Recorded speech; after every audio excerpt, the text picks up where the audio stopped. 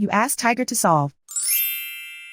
This deals with linear equations with one unknown. The final result is y equals 16/35. Let's solve it step by step. Group all constants on the right side of the equation. Subtract 6/7 from both sides. Combine the fractions. Combine the numerators. Reduce the zero numerator. Simplify the arithmetic. Find the lowest common denominator. Multiply the denominators. Multiply the numerators. Combine the fractions. Combine the numerators.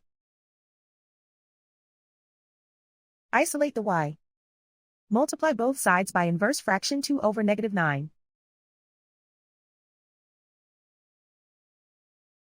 Move the negative sign from the denominator to the numerator.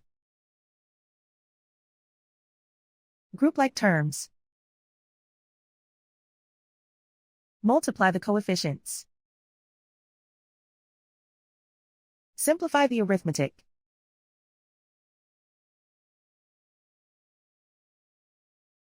Move the negative sign from the denominator to the numerator.